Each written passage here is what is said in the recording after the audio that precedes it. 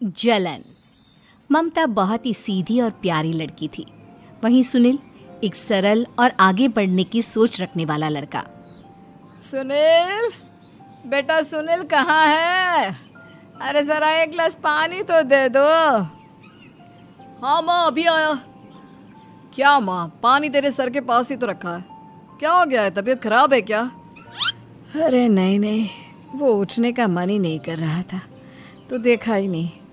वैसे क्या कर रहा है? यहाँ बैठना मेरे पास। माँ पढ़ रहा था।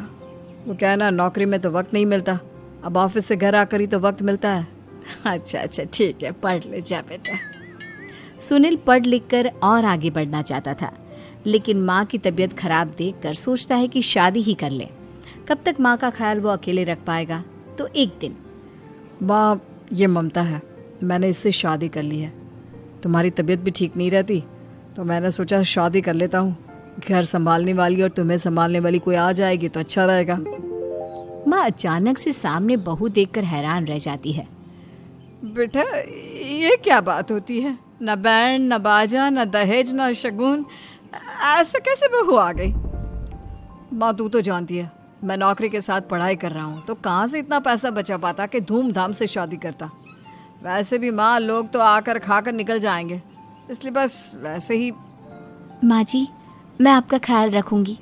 वैसे भी ये आगे की पढ़ाई कर रहे हैं, अच्छा कुछ कर गए तो सबके दिन फिर से अच्छे आ जाएंगे।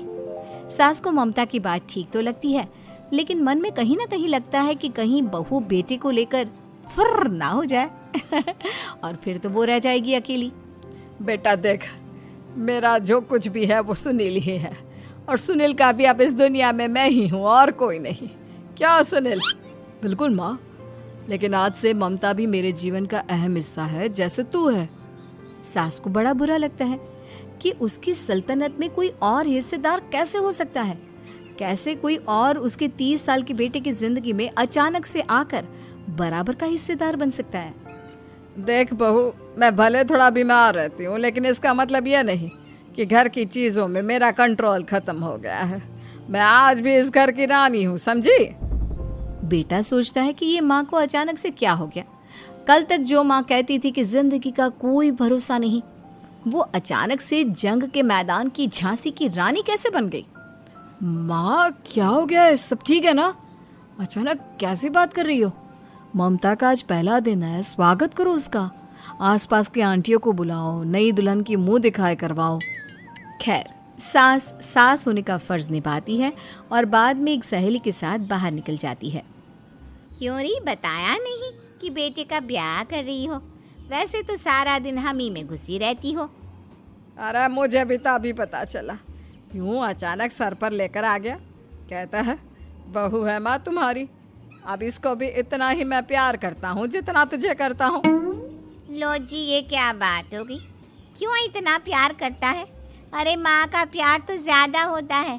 अब उसको तो कोई दूसरा पति मिल सकता है, लेकिन तुम ही बताओ, क्या माँ की ममता किसी और की हो सकती है? ना जी ना, बेटे को समझाओ ये बात। अरे क्या समझाऊं, मुझे तो खुद ही समझ में नहीं आ रहा कि क्या हो रहा है। जो बेटा कल तक माँ माँ करता था, अचानक से बीवी बीवी का राग आलाप रहा है। देखा, उसकी बीवी ना सुंदर और जवान है। सुंदरता के आगे तो एक से एक नहीं टिके, तो तेरा बेटा किस खेत की मूली है? सास को भी समझ में आ जाता है कि बहू की सुंदरता के आगे माँ का प्यार किसी काम का नहीं। उधर बीवी, ए जी, अम्मा जी सहेलियों को छोड़ने गई थी, अभी तक आई नहीं, हम देख आए क्या? अरे रहने दो ना, आ जाएंगी। कहाँ जाएगी, उनकी आदत है, एक बार जाती है तो पूरी पंचायत खत्म करके ही आती है। अच्छा ही है, खाना वाना खा कर गई होगी। छोड़ो ना, घूमेगी तो खाना पचेगा नहीं तो ऐसे ही खाट पकड़ लेगी। बहू भी शांत हो जाती है। उधर सास सोचती है कि आज थोड़ा देर से ही घर जाती हूँ, जब बेटा परेशान होकर ढूंढेगा तब मजा आएगा। बीवी को खुद ही पता चल जाएगा कि माँ के आगे उसकी दाल नहीं गलेगी। लेकिन वहीं दूसरी ओर घर पर, ए जी, माँ जी अभी भी नहीं आई, हमको तो घबराहट हो रही है कि क्या करें, जाकर पता करें किसी के घर। अच्छा, कहाँ जाओगी ये भी बता दो। पहला दिन है तुम्हारा इस घर में और एक ही दिन में मोहल्ला छानोगी क्या? हाँ, तो आप भी तो नहीं जा रहे हैं ना, हमको फिक्र हो रही है। अरे यार, ये रोज का है अम्मा का, खाओ और सो जाओ। बस फिर क्या था। बेटा बहू खाना खाते हैं और कमरे में सोने चले जाते हैं। उधर जब सास को कोई देखने नहीं आता तो वो हार कर घर आ जाती है, जहाँ वो देखती है कि सारे घर की लाइट्स बंद है। सास को गुस्सा आता है। बहू, ममता बहू कहाँ हो? लेकिन सारे दिन की थकी बहू को ऐसी नींद आती है जैसे किसी ने भांग की गोली खिला दी हो। वो तो नहीं उठती। उठकर आ जाता है बेटा। क्या बात है अम्मा, काहे चिल्ला रही हो? अरे सो जाओ ना, सुबह की थकी है बहू, वो सो रही है। जोर से बोलोगी तो नींद खुल जाएगी उसकी। माँ को गुस्सा आ जाता है। फिलहाल तो सो जाती है, लेकिन मन ही मन ढेर सारा जहर बहू के लिए भरा होता है। सुबह बहू चाय बना रही होती है कि सास धीरे से गैस तेज कर देती है, जिससे चाय का बर्तन जल जाता है। और जैसे ही बहू चाय का बर्तन उठाती है उसका हाथ जल जाता है। मेरा हाथ जल गया। वो जोर जोर से चिल्लाकर इधर उधर भागती है कि सास थोड़ी देर में उसके हाथ में पानी डाल देती है। हाय रे बहू, क्या कर रही हो? पहली बार रसोई छुई हो क्या?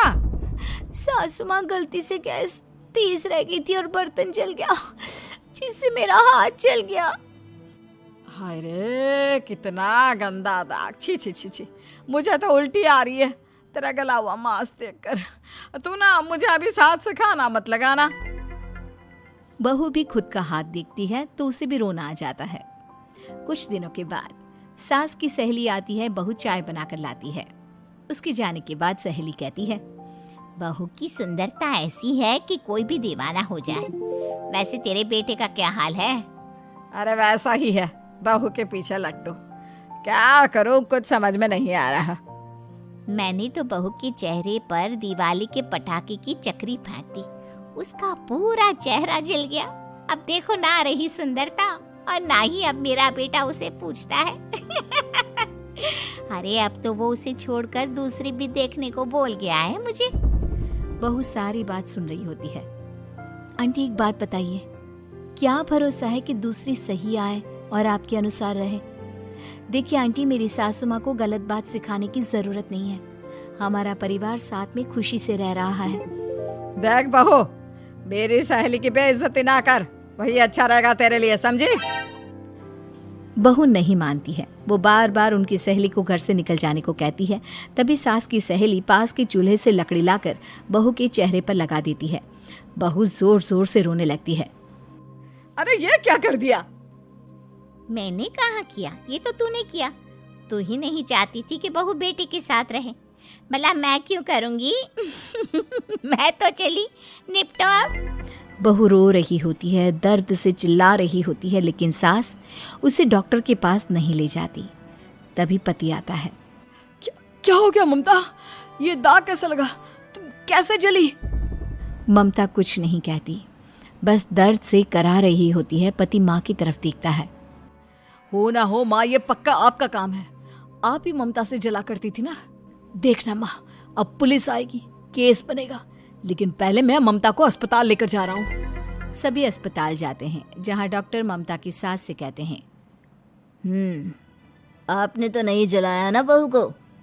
अब ममता की सास के तो पसीने छूट रहे होते हैं। वो घबरा कर कहती है, ना ना डॉक्टर साहब, कैसी बात करते हैं? हम क्या जलाएंगे अपनी बहू को? डॉक्टर ममता के पति से पूछते हैं। देखिए, क्योंकि ये ससुराल में जली है तो मामला पुलिस का बनता है, तो आप पहले पुलिस को बुलाइए, तभी इलाज पूरा होगा। सास डर जाती है कि अब तो बच्ची जिंदगी जेल में ही रहना होगा। रहने दीजिए ना, पुलिस को क्यों बुलाना?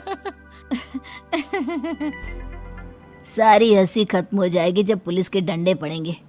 बहू को जलाना भले ही बहुत आसान हो, लेकिन उसके बाद सारी जिंदगी जेल की हवा खाना। सास डर जाती है। पुलिस आती है। पास लेटी दर्द से करा रही ममता स्टेटमेंट देती है। तो क्या हुआ था? कैसे जली आप?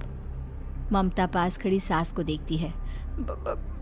बेटी बताओ, कैसे जल गई तुम? ओए, काका का किरण वाली शाहरुख, चुप, बिल्कुल चुप। सास चुप। सभी इंतजार करते हैं कि ममता क्या बोलेगी।